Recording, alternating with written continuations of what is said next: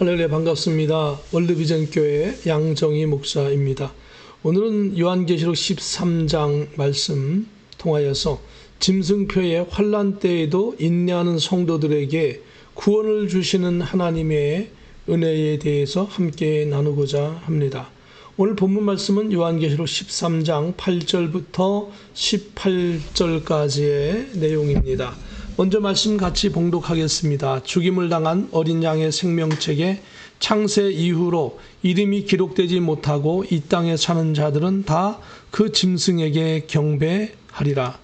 누구든지 귀가 있거든 들을지어다. 사로잡힐 자는 사로잡혀 갈 것이요 칼에 죽을 자는 마땅히 칼에 죽을 것이니 성도들의 인내와 믿음이 여기 있느니라. 내가 보매 또 다른 짐승이 땅에서 올라오니 어린 양같이 두 뿔이 있고 용처럼 말을 하더라. 그가 먼저 나온 짐승의 모든 권세를 그 앞에서 행하고 땅과 땅에 사는 자들을 처음 짐승에게 경배하게 하니 곧 죽게 되었던 상처가 나은 자니라. 큰 이적을 행하되 심지어 사람들 앞에서 불이 하늘로부터 땅에 내려오게 하고 짐승 앞에서 받은 바 이적을 행함으로 땅에 거하는 자들을 미혹하며 땅에 거하는 자들에게 이르기를 칼에 상하였다가 살아난 짐승을 위하여 우상을 만들라 하더라. 그가 권세를 받아 그 짐승의 우상에게 생기를 주어 그 짐승의 우상으로 말하게 하고 또 짐승의 우상에게 경배하지 아니하는 자는 몇이든지 다 죽이게 하더라. 그가 모든 자 곧 작은 자나 큰 자나 부자나 가난한 자나 자유인이나 종들에게 그 오른손에나 이마에 표를 받게 하고 누구든지 이 표를 가진 자 외에는 매매를 못하게 하니 이 표는 곧 짐승의 이름이나 그 이름의 수라. 지혜가 여기 있으니 총명한 자는 그 짐승의 수를 세어보라. 그것은 사람의 수니 그의 수는 666이니라. 오늘 여기까지 본문의 말씀이고요. 오늘 말씀의 제목은 짐승표의 환난 때에도 인내하는 성도들에게 구원을 주시는 하나님의 은혜라라고 하는 제목으로 함께 은혜 나누기를 원합니다.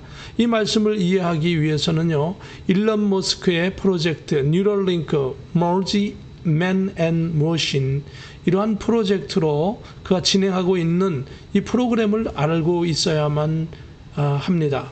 이 프로그램을 알고 있으면 무척 이해하는 데 도움을 줍니다. 간단하게 설명해 드리겠습니다. 일론 머스크는 2016년 이 회사를 창립했고요.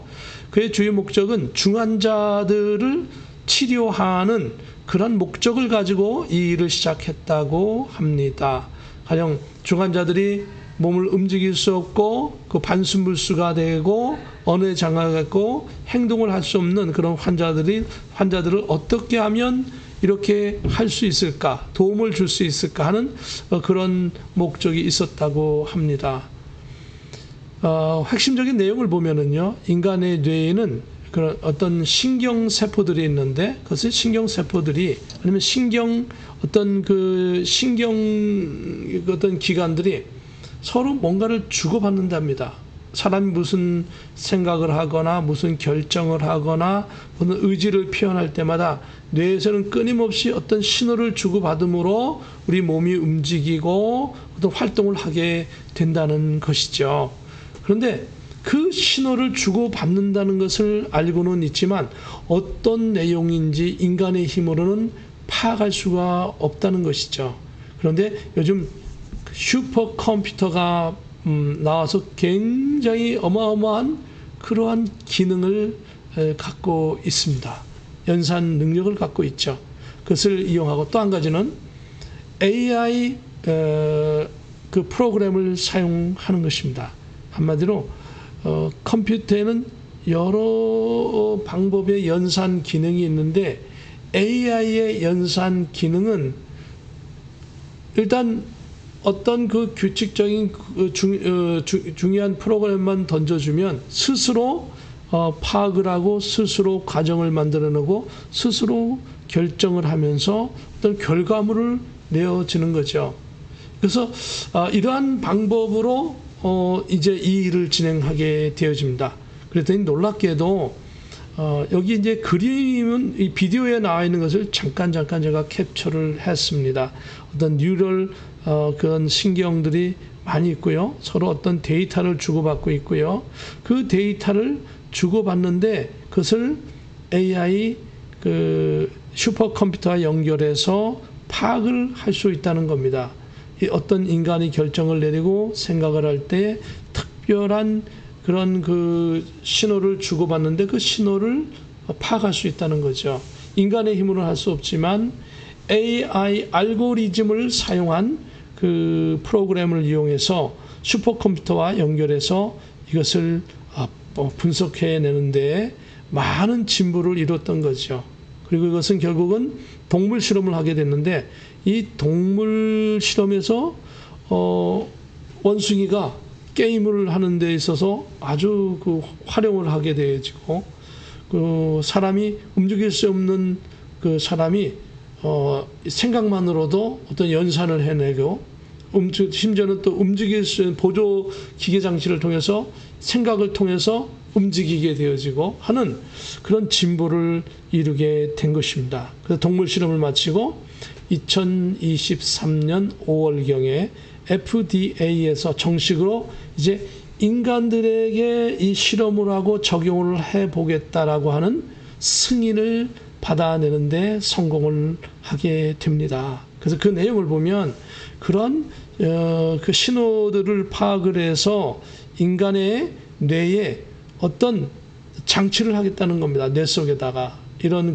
뇌의 한 부분에 장치를 하는데 아주 미세한 이런 케이블을 연결을 해가지고 이러한 장치를 하고 연결을 해서 외부에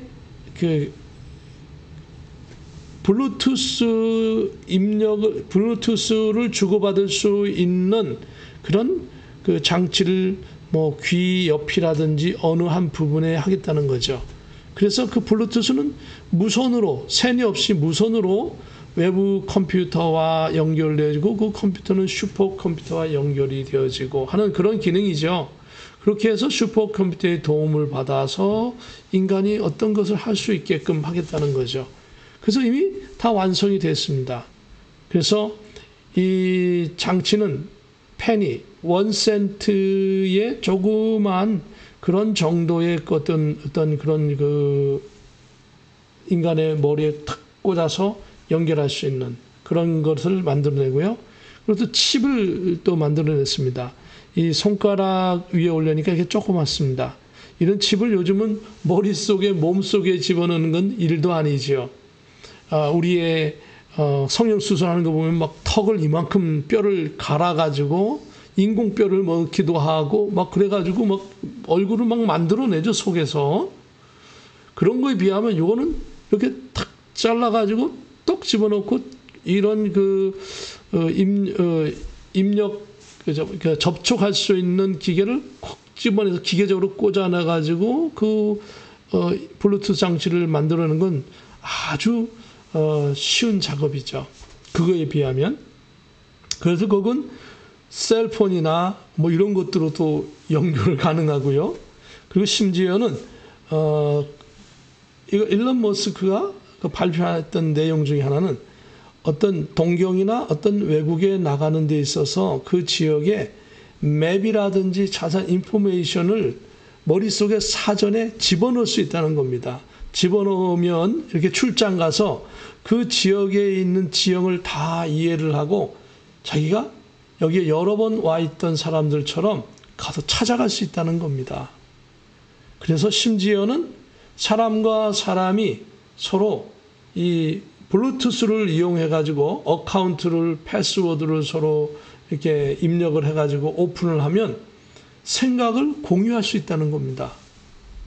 이 이야기를 여러분이 한다면 자세히 한번 보다 더 자세하게 이 제목을 넣고 유튜브를 통해서 여러분이 알 수가 있고요. 중요한 것은 이러한 기술이 여기서 끝나는 것이 아니고요. 더 진보한다라고 하는 겁니다. 더 진보한다는 건데 무섭도록 빨리 진보하고 있습니다. 1년 1년마다 엄청난 진보를 이루고 있는데 이러한 기술을 사용하면 인간의 지식을 집어넣고 뺄 수 있다는 거죠. 그것은 이 일론 머스크가 발표한 내용입니다. 그리고 이런 회사가 일론 머스크가 이렇게 선두적인 역할을 하지만 후발 주자들도 엄청나게 투자를 하며 경쟁하는 회사가 점점 늘어나게 될 것이라는 것이고, 그러다 보면 엄청난 발전을 이루게 되는데, 이러한 것이 결국은 나중에 환란 시대에 이르러서는 이 모든 기술을 짐승이 모든 기술과 모든 것을 다 점령하게 될 것입니다. 목사님 어떻게 합니까? 그런데 요한계시록의 내용에는 이렇게 기록되어져 있습니다. 그렇기 때문에 그렇게 될 것이라고 보여지는 것입니다. 왜냐하면 후 환란 시대가 오기 전에요. 환란 시대에 접어들게 될 때에 크게 많은 사건이 생기지만, 천재지변의 어마어마한 사건도 생기지만, 사람의 입장에서 볼 때 4분의 1에 해당하는 사람이 요한계시록 6장에 보면 지진, 화산, 홍수, 가뭄, 전쟁 이런 것들로 인하여서 사람들이 4분의 1이 죽게 되어집니다. 4분의 1이. 어마어마한 사건이죠. 그러니까 그런 홍수, 가뭄, 지진 이런 것들은 하루 이틀에 나는 게 아니고 6개월, 1년, 2년, 3년에 걸쳐서 나는 거죠. 전쟁도 요즘 보면 1년, 2년씩 막 계속 진행되고 있는 것을 볼 수 있는데요. 러시아나 우크라이나 전쟁처럼 1년이 넘도록 계속 진행되고 있는 걸 볼 때 그런 것이 계속 전 세계적으로 진행이 되면서 나갈 때 지구의 인구의 4분의 1이 수년 또는 수십 년 내로 죽게 된다는 겁니다. 그것도 놀라운데 요한계시록 9장에 보면 전 세계 인구 3분의 1이 한날 한시 동시에 불과 연기와 유황으로 말미암아 한꺼번에 죽게 되는 사건이 생깁니다. 이 두 사건만 가지고도 합쳐보면 지구의 인구의 50%가 죽게 되는 것을 알 수 있습니다. 그리고 나서 짐승의 정부가 들어서고 이 짐승의 세력이 전 세계 모든 족속과 방언과 나라와 민족을 다 다스리는 시대가 온다라고 요한계시록에 기록되어져 있습니다. 그렇기 때문에 정치, 경제, 사회, 문화, 국방, 과학, 컴퓨터, 네트워킹 모든 과학의 기술에 이르기까지 전부 다 짐승이 점령하기 때문에 짐승이 마음대로, 이 시대는 강압적인 시대이기 때문에 모든 기술을 다 뺏어오는 거죠. 지금은 선한 마음으로 이렇게 개발을 했지만 짐승은 이러한 기술을 다 뺏어다가 짐승이 원하는 그런 곳에 쓰는 것이죠. 특별히 짐승의 표를 하고 666의 표를 하고 하는 이런 데 사용된다고 한다면 그야말로 엄청난 것이죠. 그때에는 기술이 엄청나게 발전되어 있을 것이고, 현재 지금 기술만 보더라도 우리가 추정할 수 있는 것은 사람을 마음대로 컨트롤도 할 수 있고, 사람들을 제어할 수도 있고, 사람들의 생각을 집어넣었다 빼넣었다 할 수도 있고, 그런 시대가 온다는 것이죠. 현재도 그러고 있으니까요. 기초기술은 완성되어 있지 않습니까? 그렇기 때문에 이 시대는 그렇게 된다는 것을 우리가 추정해 알 수 있습니다. 현재 기술로도 일부분에서는 가능합니다.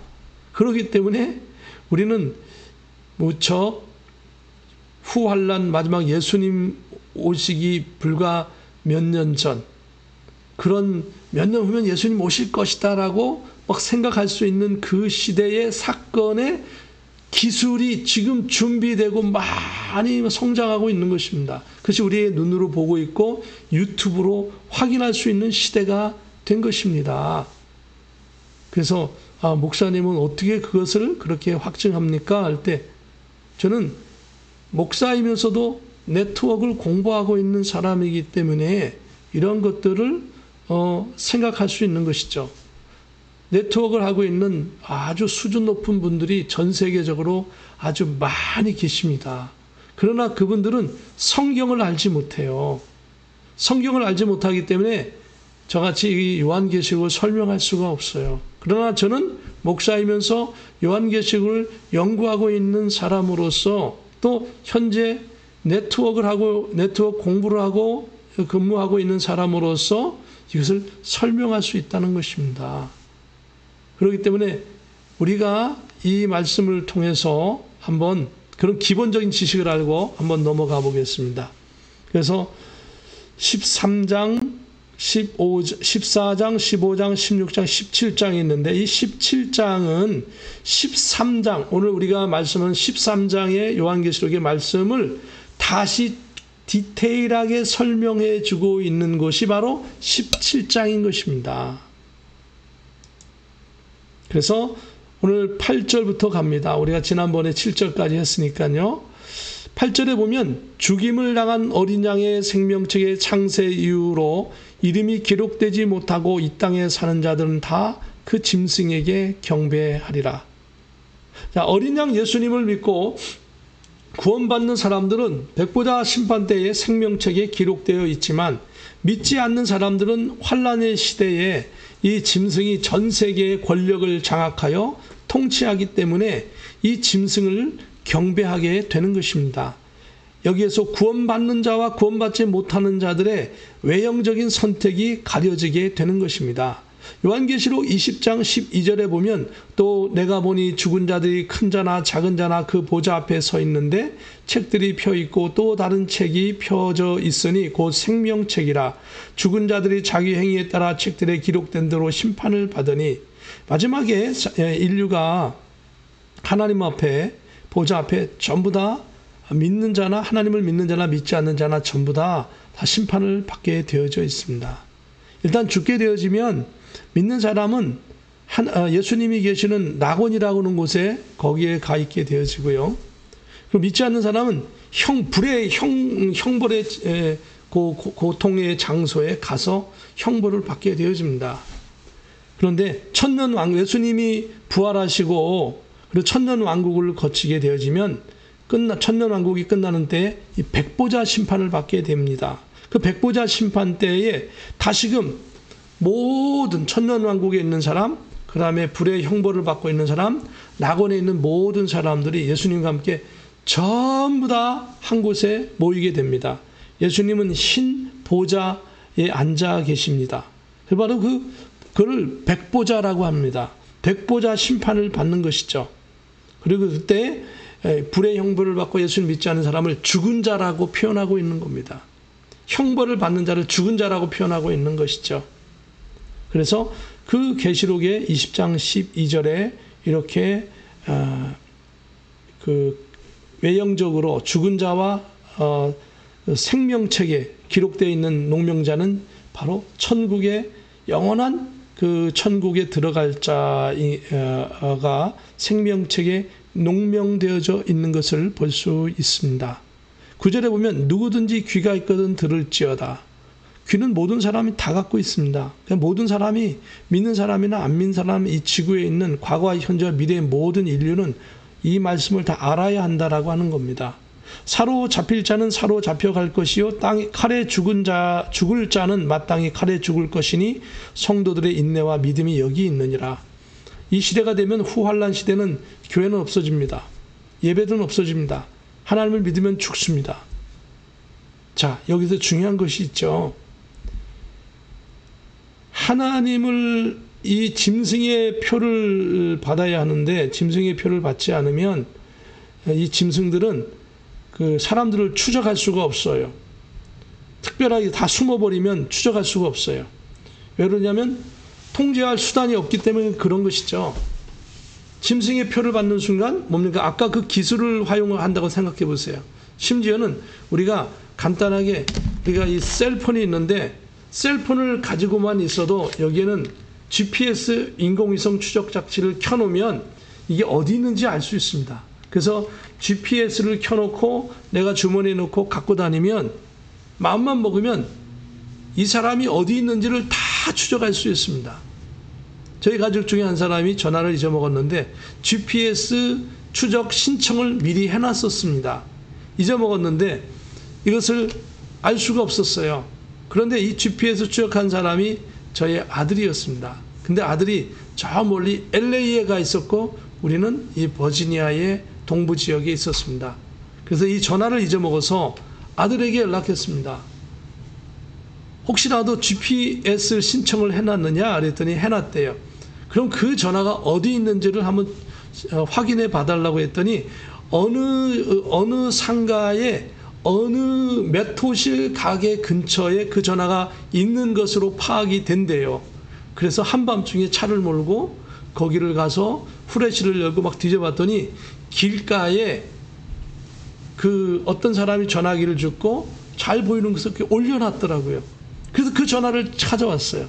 마찬가지로 이 짐승표를 받고 이 어카운트를 개설하면 짐승은 내가 어디 있는지를 다 파악할 수 있어요. 미래의 얘기가 아니고 현재 그렇게 할 수 있는 기술을 이미 우리는 사용하고 있는 거예요.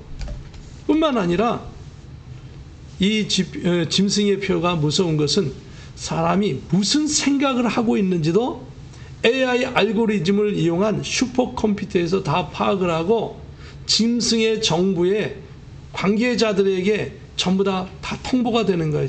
automatically 자동적으로 싹 통보가 되는 거예요. 이것은 우리가 네트워크를 하고 있는 사람들은 아니 컴퓨터를 조금만 더 자세히 알고 있는 사람들은 다 알 수 있는 내용들이에요. 그런데 이러한 기술이 지금 발전이 되어 있고 더 발전하고 있는데 짐승이 지배하는 이 환란 시대에는 사람의 생각까지도 다 알 수 있는 것이죠. 다 파악하고. 그래서 하나님 앞에 기도하면 이거 짐승의 우상에게 기도하지 않고 하나님을 섬기네. 그리고 잡아가는 것이죠. 뭐가 지금 잘못됐구나. 그리고 뇌에다가 새로운 생각을 집어넣는 거예요. 너는 절대 하나님을 믿지 마라. 하나님은 참신이 아니다. 우상만이 참신이다. 우상만을 섬겨라. 그리고 이렇게 살아라. 그리고 지식을 머릿속에 집어넣어버리면 그 지식이 나를 지배하기 때문에 내가 이제 우상만을 섬기고 가는 거예요. 그러기 때문에 구원을 받지 못하는 거예요. 짐승표를 받는 사람은 이제 나중에 나오겠습니다만 구원을 받지 못하는 이유가 그래서 못 받는 거예요. 내 마음대로 살 수가 없는 거예요. 그런데 짐승표를 안 받으면 짐승이 나를 추적할 수가 없는 거예요. GPS 내가 할 수 있는 모든 걸 다 꺼버리고 숨어버리면 짐승이 나를 추적할 수 없는 거예요. 그래서 환란 시대에 예수님 믿는 사람은 짐승표를 안 받고 모든 권리를 포기하고 그리고 도망가서 숨어 있으면 짐승이 적어도 나를 찾을 수가 없는 것이죠.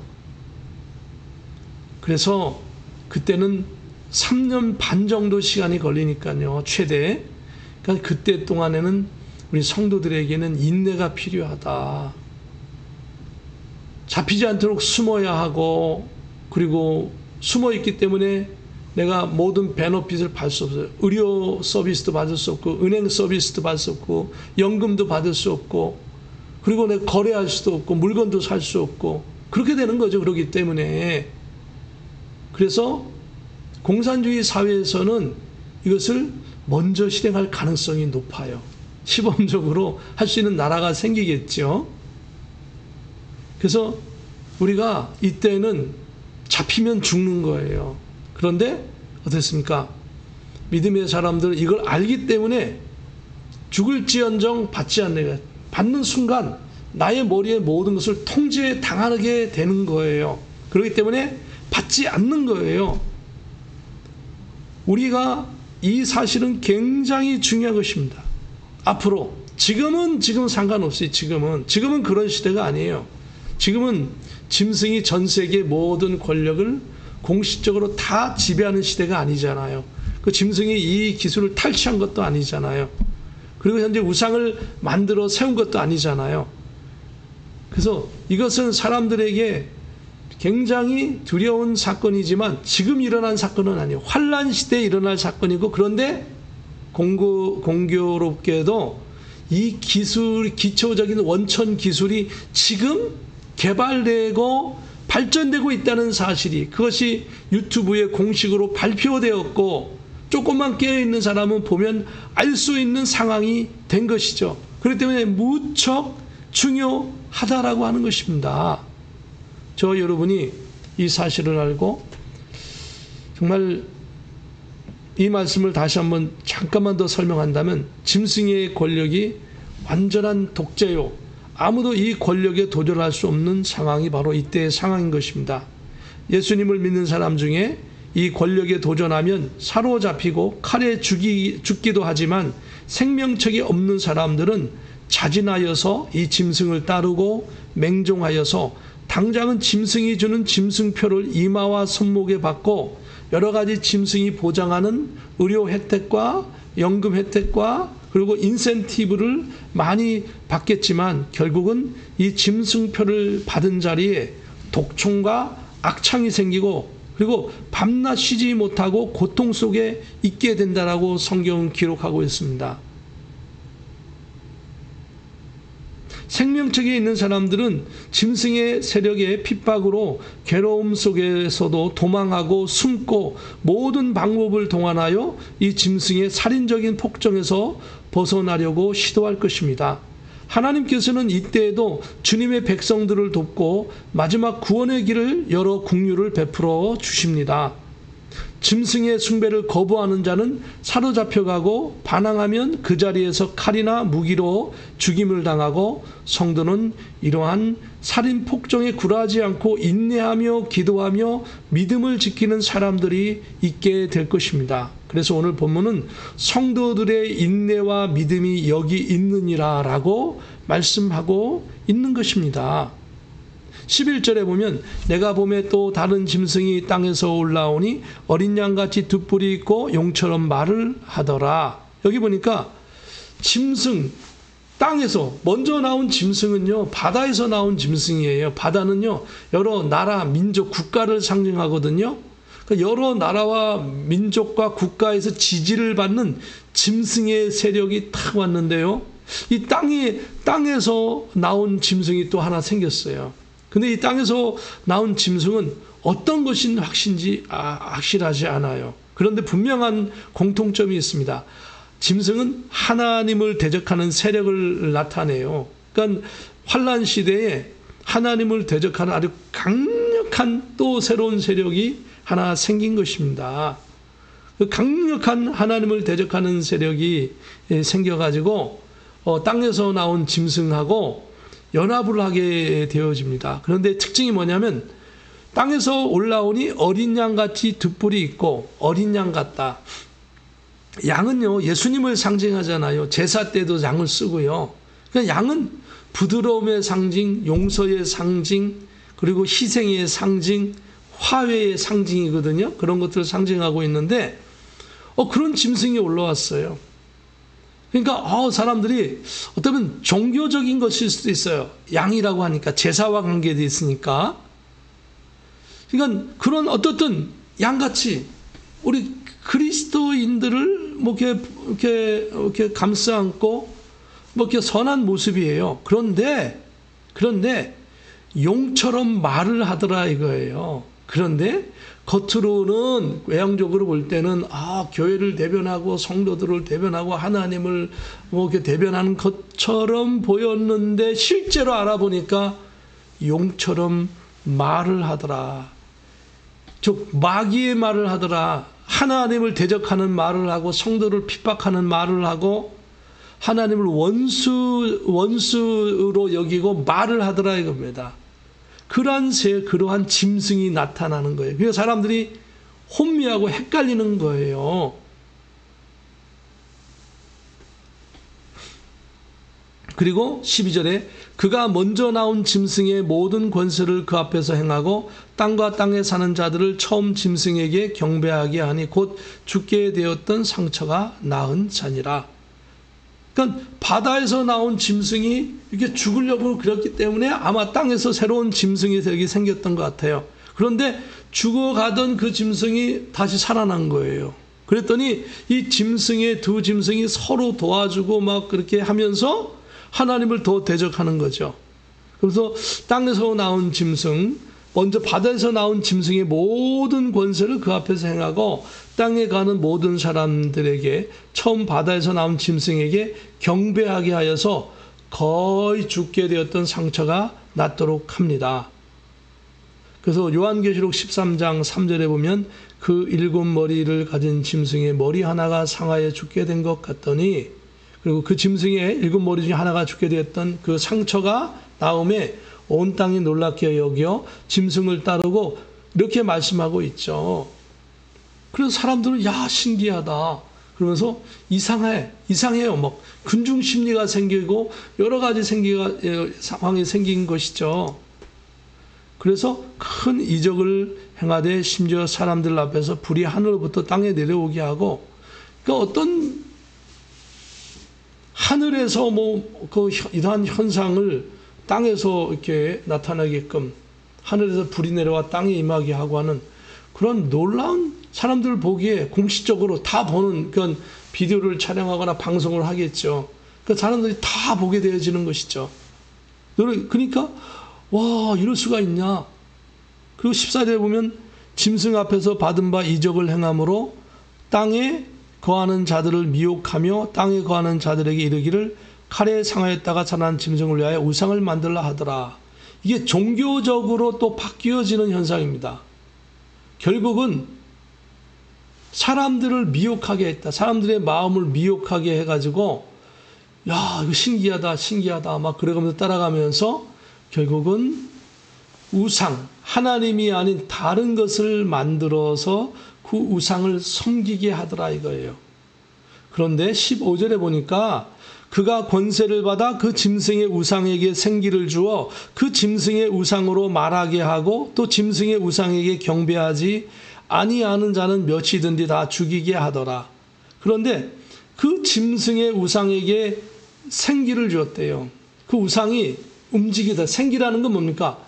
살아있는 기운, 즉 움직이는 것이죠. 생각하고 말하고 움직이고 그런 것들을 하는 거죠. 그런 생기를 준 거예요, 우상에게.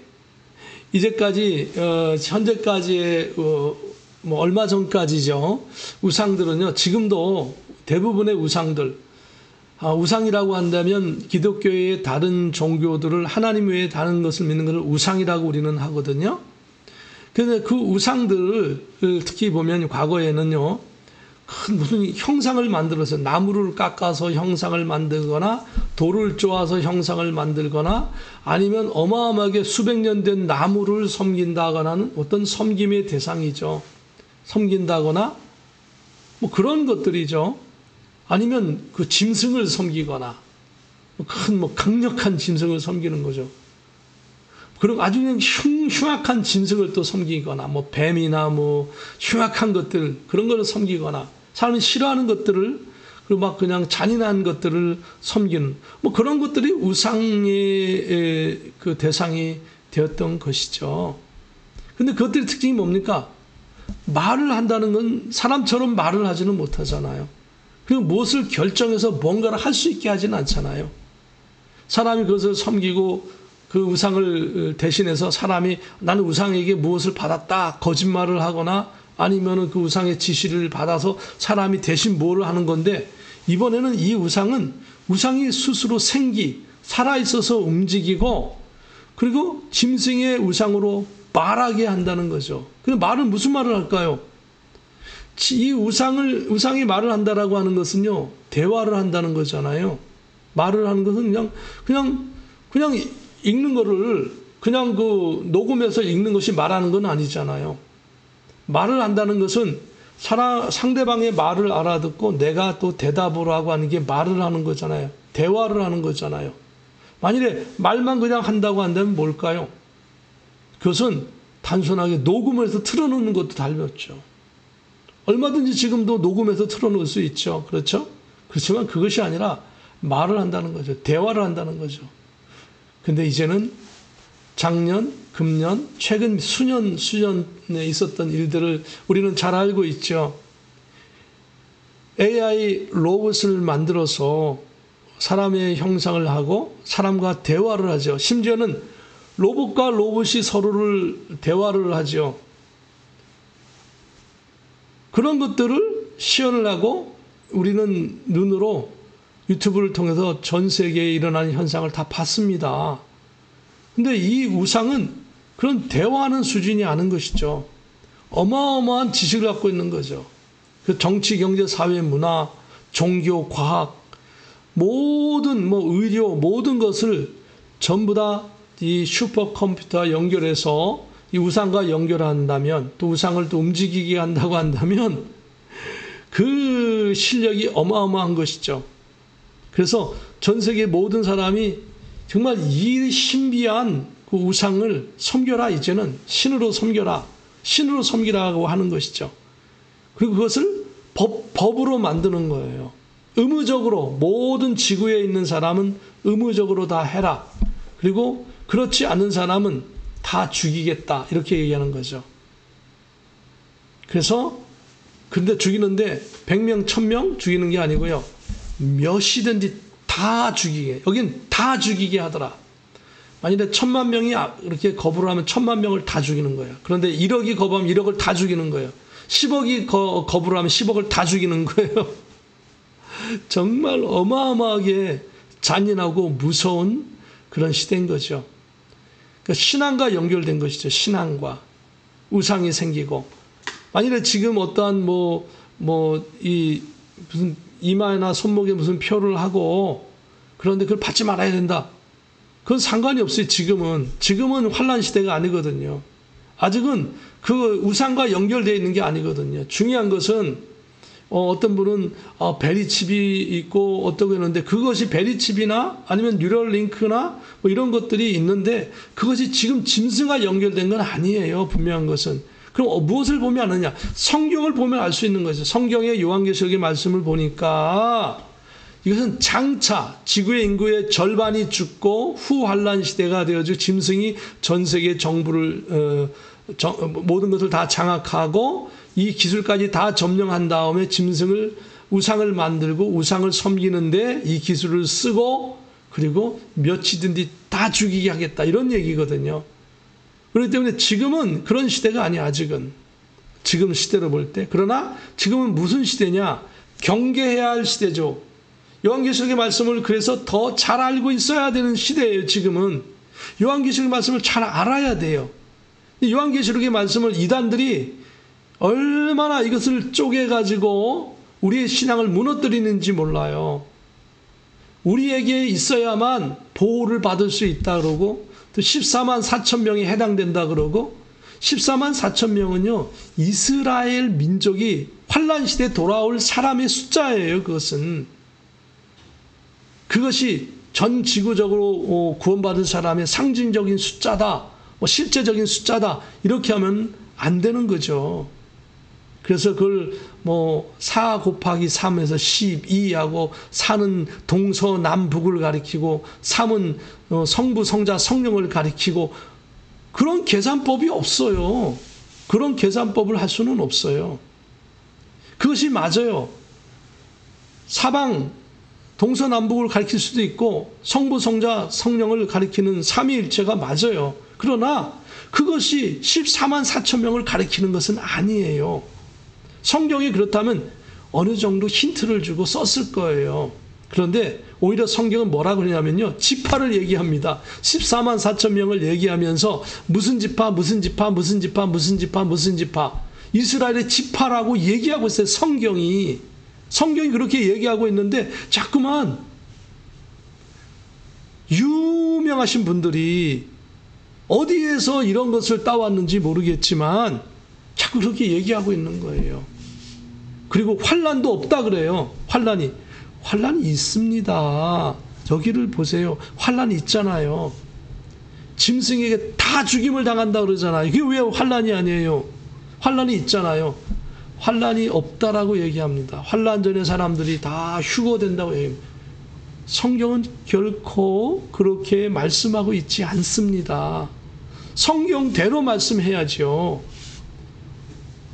성경은 환란, 이 짐승의 표가 있을 때 죽을 각오를 하고 짐승표를 안 받겠다고 하는 사람에게 어떤 고난과 어떤 것을 감해줄 수는 있어요. 하나님께서 이겨나가게 하시거나 피하게 하시거나, 그러나 의지가 필요해요. 짐승을 경배하지 않겠다라고 결정을 하고 각오를 하고 죽을 각오를 해야 되는 거예요. 그것까지 요구하시는 거예요. 그렇기 때문에 요한계시록의 말씀을 더 잘 살펴야 합니다. 자, 좀 이거 할 말이 많지만 15절 넘어가고요. 16절 보면은 그가 모든 자, 곧 큰 자나 작은 자나 큰 자나 부자나 가난한 자나 자유인나 종들에게 그 오른손에나 이마에 표를 받게 하고, 그러니까 이 뉴럴 링크보다 이제 더한 기술이 나올 거예요. 어마어마하게 진보된 기술이 나올 텐데, 뉴럴 링크의 기술만 하더라도 대단하죠. 어마어마하죠. 뭐 상상을 초월하는 기술인 것이죠. 그런데 이보다 더한 기술이 나와서 짐승이 그것을 탈취를 하고 사람들에게 이 표를 받으라고 합니다. 이마나 머리에나 이마에 표를 받으라는 거죠. 그 표는 이제 지금 현재 뉴럴링크의 기술은 이 동전만한 기술이 크기의 그런 그 어떤 접속 장치, 그걸 설치를 해야 될 것이지만, 아마 이 짐승이 전 세계를 통치하는 그 시대에는 이것이 굉장히 작아질 거예요. 굉장히 작아질 것이고, 접촉하는 게 굉장히 쉽고, 인간의 뇌의 기능에 그 기능을 속속들이 많이 파악했을 거예요. 그때 가서는. 지금은 막 초기 단가라 어마어마한 데이터를 가지고 막 지금 파악을 하고 있잖아요. 근데 그때 가서는 굉장한 기술이 진보가 있을 거예요.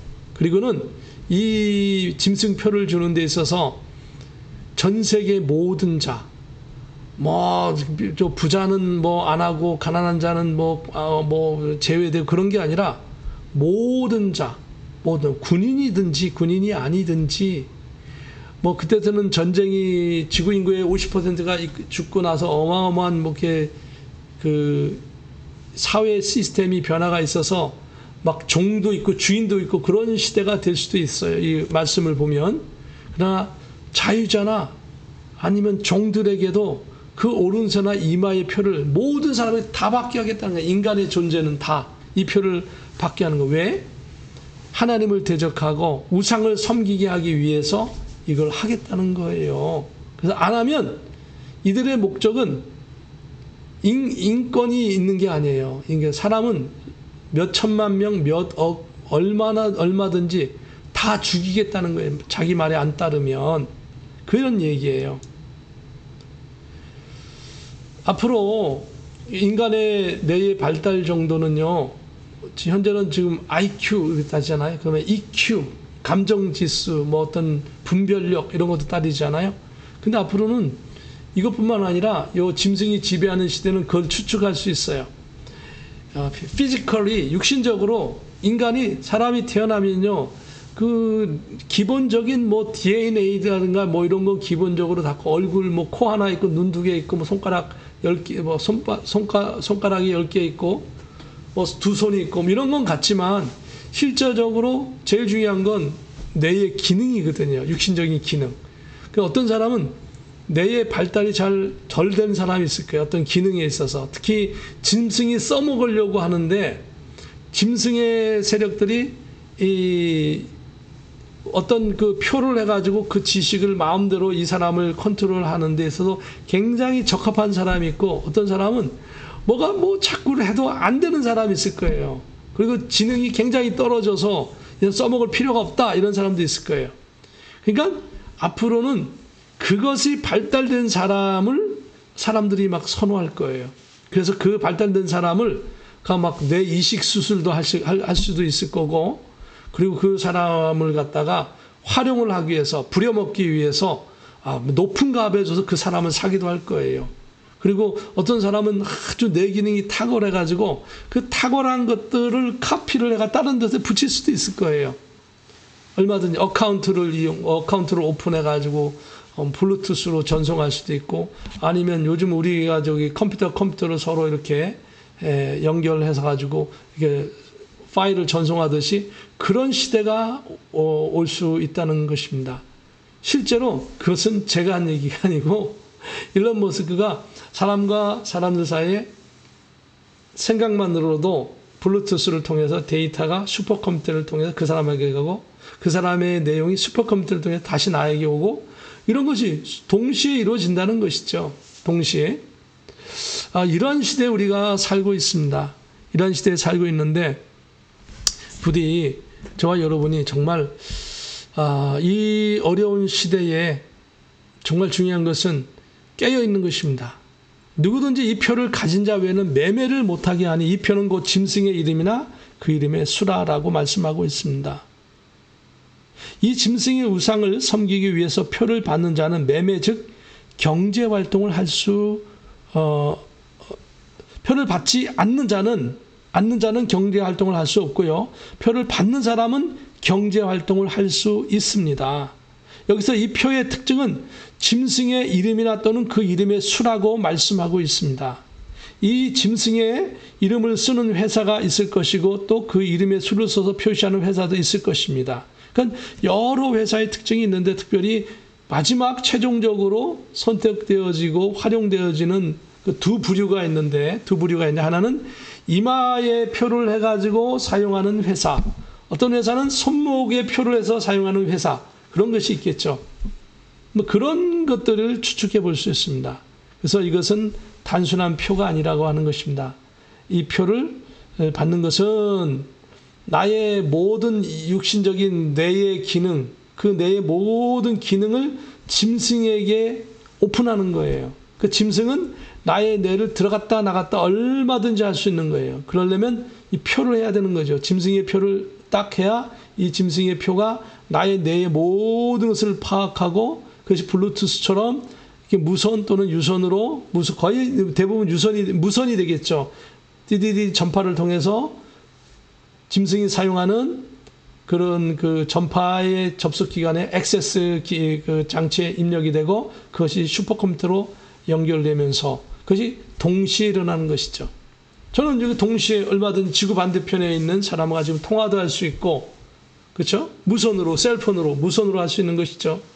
거기도 하고 얼마든지 할 수 있는 것처럼 그게 가능한 시대가 이제는 오픈이 되었습니다. 오픈이 되었습니다. 이제 실제적으로 오픈이 돼서 기술이 하루가 다르게 매일매일 진보하고 있습니다. 지금 진보하고 있기 때문에 우리는 이때가 되면 예수님 오실 때가 무척 가까웠다 알아야 되고, 이제 이 환란 시대의 성도들은 이 표를 거부해야 됩니다. 그럼 죽음을 준비해야 되겠죠. 그러나 죽음을 각오했을 때 하나님이 보호해 주신대요. 그것은 우리 어떻게 보호하시는지는 알 수 없어요. 그럼 어떻게 할 수 있을까요? 그때 환란을 당하는 사람은 알 수 있어요. 환란을 당하면서 죽음을 각오하고 짐승의 표를 거부하는 사람들에게는 하나님의 특별한 도우심이 있는데 하나님께서 그때 알려주실 겁니다. 그러나 우리 환란 시대가 아닌 지금 우리들은 알 수도 없고요. 알려고 해도 알 수가 없어요. 환란 시대에 일어나는 일은 어떻게 일어납니까? 하나님이 그것은 앞에만 조금만 열어놓으시고 나머지는 다 닫아놓으셨어요. 언제 열리십니까? 그런 내용들이. 환란 시대에 환란 당하는 사람들은 하나님이 어떻게 나를 도와주시는지 직접 경험하게 될 것입니다.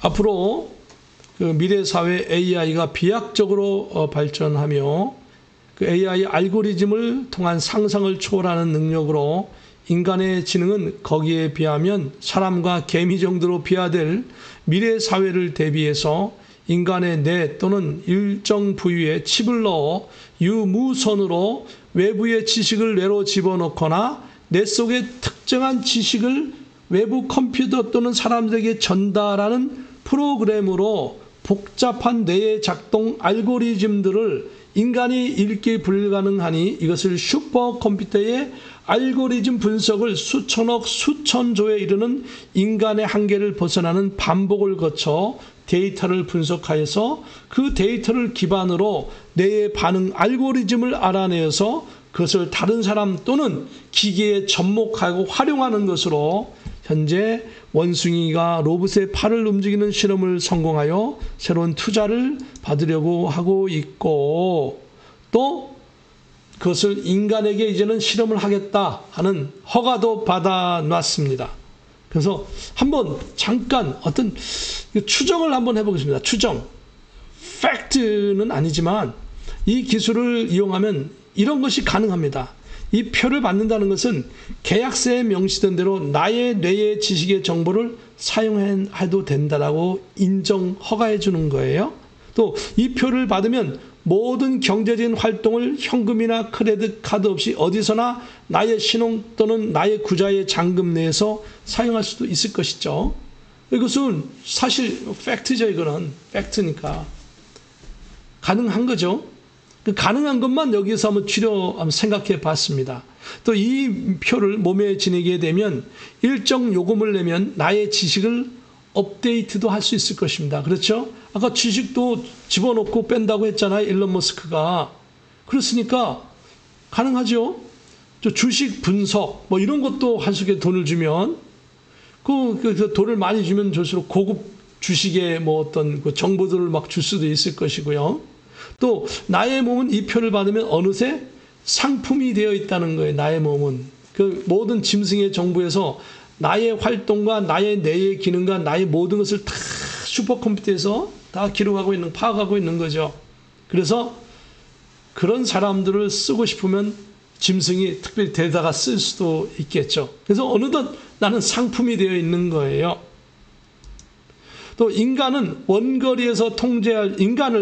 원거리, 리모트로 통제할 수 있고 통제당하는 것이 가능합니다. 또 이 표를 받는 것은 요한계시록에 따르면 전 세계적인 사회 혼란이 야기되고 그 때문에 사회 안정을 위해 강제적으로 시행되는 것이죠. 그리고 받지 않는 사람은 무조건 체포되고 계속 반항하는 사람은 죽임을 당한다라고 성경 말씀은 기록하고 있습니다. 이 표를 받는 사람은 강제적으로 짐승의 우상에게 경배하고 신앙의 자유가 없어짐을 말씀을 통해 파악할 수 있습니다. 이 표를 받는 사람이 전부 다 지옥의 심판을 받는 이유는 한 사람도 남김없이 이 표를 받으면 유무선으로 뇌의 조작이 가능하여 우상에게만 경배하도록 뇌를 설정하고 우상에게만 충성하도록 만들어지기 때문에 하나님을 믿지 않게 됩니다. 그래서 이 표를 받는 사람은 누구나 다 심판받고 마귀와 함께 불지옥에 떨어지는 것입니다. 또 이 표를 받으면 밤낮 쉼을 얻지 못한다라고 요한계시록에는 기록되어져 있습니다. 인간은 특히 뇌 기능은 하루에 일정 시간을 쉬어야 안정을 취할 수 있고 원활하게 뇌가 가동되어서 정상적인 생활을 할 수 있다고 뇌과학자들은 이야기합니다. 그래서 인간에게는 적당한 수면, 잠이 필요한 것이죠. 이 잠을 자게 되어지면 내 하루에 있었던 여러 가지 상황을 인간이 이 뇌에서 오토매티컬리 정리를 하게 된답니다. 어떤 거는 포기하고 어떤 거는 더 발전해야 되고 어떤 거는 쉬게 하고 어떤 거는 레이지업 일으켜 세우기도 하고 이런다는 거예요. 그러면서 잠을 적당하게 자고 일어나면 사람이 또 새로운 마음으로 또 어저께 경험을 생각하면서 뭔가 할 수 있는데 그런데 생각해 보세요. 이런 슈퍼컴퓨터와 내 짐승표를 받고 있으면 어떻게 됩니까? 계속 그 슈퍼컴퓨터에서 데이터를 나에게 보내는 거예요. 그러면 그 데이터가 뇌에 입력하면 뇌가 쉴 수가 없는 거예요. 나의 개인적인 생활을 오토매티컬리 나의 뇌가 하나님이 주신 그 뇌가 자동적으로 정리를 해야 되는데 자동적으로 정리하는데 자꾸 짐승의 그 지시사항이나 여러 가지 정보가 내 뇌에 들어오니까 충돌을 일으킬 수 있는 것이죠. 그럼 어떻게 될까요? 뇌가 쉴 수가 없는 거예요. 밤낮. 낮에는 짐승의 지시를 받고 막 일을 하느라고 쉴 수 없고 밤에는 짐승도 또 우리 컴퓨터가 생각해 보세요. 컴퓨터를 보면 컴퓨터 프로그램을 업데이트 할 때잖아. 여러 가지 업데이트 할 때는요. 컴퓨터가요. 속도가 팍 떨어집니다. 그리고 어떨 때는 컴퓨터가 거의 정지 상태에 이르러요. 너무 용량이 많으면. 왜요? 그 업데이트가 다 끝나야만 컴퓨터가 정상으로 돌아옵니다. 그런데 그러기 때문에 그 업데이트 되는 건 대부분 밤에 합니다. 밤에. 마찬가지로 짐승도 인간을 지시하고 할 때는 써먹기 위해서 낮에는 실컷 써먹고 밤에는 기본적으로 또 새로운 것을 세팅하고 뭐 하기 위해서 밤에 지시를 내리겠죠. 그럼 어떻습니까? 인간은 쉴 수 없는 거예요. 밤에. 그러니까 성경이 얼마나 정확한지 모르겠어요. 밤낮 쉼을 얻지 못한대요. 너무 정확하잖아요. 이러한 현상이 지속적으로 반복되면 사람들은 기계화되어 살인과 악한 일을 하나의 일상적인 일로 받아들여서 양심의 가책을 안 받는다라고 성경은 기록되어져 있습니다. 살인하는 것도 이제는 일상 중에 하나고요. 뭐 훔치는 거 일상적인 거 하나래요. 이제는. 그러니까 이 하나님을 믿고 우리 하나님이 주신 이 인간이 독립적인 한 인격으로서 살아가면서 정상적인 생활을 하는데 그것이 다 무너지는 거예요. 짐승의 표를 받음으로 해서 무엇이 진리고 무엇이 가짜고 무엇이 참신이고 무엇이 가짜신이고 뭐 그런 것이 없어진 거예요. 뭐 짐승이 시키는 것만 하고 그러니까 모든 것이 다 혼란스러운 거예요. 그러니까 이제는 아무렇게나 막 사는 거예요. 그 살인해도 그 일상적으로 양심의 가책도 안 느끼게 되는 것이죠. 그런 시대가 바로 환란 시대가 되어집니다. 그래서 오늘은 다시 18절의 마지막 절에 이렇게 기록되어져 있습니다. 그래서 하나님께서 우리에게 당부하시는 거죠. 지혜가 여기 있으니 청명한 자는 그 짐승의 수를 세어보라. 그것은 사람의 수니 그의 수는 666이니라. 그렇게 이야기합니다. 이때 되면 지금은요 666 그러면 성경을 알고 있는 사람은 전부 다 경계를 해요. 특히 신앙인이 많잖아요. 신앙인이 많으니까 경계를 해요. 저거 마귀가 주장하는 뭐 아니야? 하는데 이 환란 시대는요 I don't care 상관없어요. 그게 왜 그런지 아세요? 짐승이 정치, 경제, 사회, 문화 모든 나라와 족속과 국가, 방언과 모든 걸 다 점령하고 있기 때문에 짐승이 대놓고 이제 그때는 얘기합니다. 표를 주면 666 딱 써가지고 딱 보내줘요. 대놓고 해요 그때는. 지금은 짐승이 공식적으로 많은 신앙인이 있고 짐승이 다 통제하는 시대가 아니기 때문에 지금은 숨어서 활동을 합니다. 은밀하게 활동을 하고 그리고 하나님을 대적하는 많은 세력이 있어도 공식적으로 막 튀어나오지 못합니다. 지금은. 왜요? 하나님을 믿는 사람들이 신앙인이 아주 많거든요. 그렇기 때문에 그러지 못해요. 그렇지만 짐승이 권력을 잡는 환란 시대의 그때가 되어지면 후환란 시대가 되어지면 짐승이 마음 놓고 막 666을 막 얘기하고 그래도 아무도 반기를 둘 수 없어요. 반기를 두는 순간 다 죽임을 당하고 심지어 표를 받지 않으면 죽임을 당하고 특별히 오직 하나님만을 믿는 신앙인들은 표를 안 받겠지요. 그렇기 때문에 죽임을 당하고 또 도망가야 되고 숨어야 하고 그런 결단을 할 때 하나님은 도와주신다는 거예요. 특별히 피할 길을 주시거나 이겨나갈 힘을 주시거나 순교할 힘을 주시거나 하나님께서 감당하게 하시거나 하나님 어디서 특별히 보호하시거나 그것은 그때 가면 알 수 있을 것입니다. 사랑하는 성도 여러분, 우리는 이 시대에 이 말씀을 우리 책상에서 들을 수 있는 것만도 정말 축복받은 시대에 살고 있어요. 아직까지. 지금은 재난의 초입에 왔어요. 요한계시록 6장에 재난의 초입에 와 있어요. 지금은 전 세계적인 막 전쟁이 일어나고 근데 전쟁이 일어나는데 인류의 4분의 1이 죽는 사건이 먼저 일어나게 될 것입니다. 그러면 요한계시록 6장에 중요한 일이 시작되는 거예요. 그때는. 그랬더니 그 전까지는 계속해서 재난의 시작 단계에 계속 오랫동안 머물러 있어요. 외형적으로는. 그러나 내면적으로 들여다보니까 환란 시대에 일어날 사건이 많이 준비되고 있는 거예요. 지금. 그래서 환란 시대에 이런 중요한 짐승표를 줄 수 있는 많은 기술이나 그 많은 것들이 준비되어져 있고 하는 그런 모습을 볼 수 있는 것이죠. 사랑하는 성도 여러분, 여러분의 교회는 너무 소중합니다. 지금 다니시는 교회가 여러분이 가장 좋은 교회예요. 여러분의 좋으신 목사님, 좋은 신앙의 동료, 이게 같이 할 수 있잖아요. 환란 시대는 그런 거 없어요. 지금이 행복한 시대예요.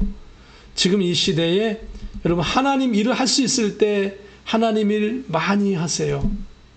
신앙생활 할 수 있을 때 많이 성경 보시고 많이 기도하시고 많이 찬송하시고 하나님의 일 많이 하세요. 하나님은 여러분을 사랑하십니다. 지금 이 시대를 살고 있는 여러분, 정말 이 말씀을 깨우칠 수 있는 시대, 요한계시를 깨우칠 수 있는 시대, 그러나 우리가 정말 장차 정말 언제 재난이 본격적으로 시작되어질까 할 때 정말 두렵지만 두려워하지 마시고, 여러분 지금 언제 주님 나라 가더라도 하나님 감사합니다 하면서 갈 수 있는 저와 여러분 되어지기를 예수님의 이름으로 축복합니다. 여러분을 축복하고 주님의 이름으로 사랑합니다. 여러분 가정과 여러분의 하는 모든 데 주님의 은혜와 축복이 넘쳐나기를 예수 그리스도의 이름으로 축복합니다. 기도합니다. 하나님 감사합니다.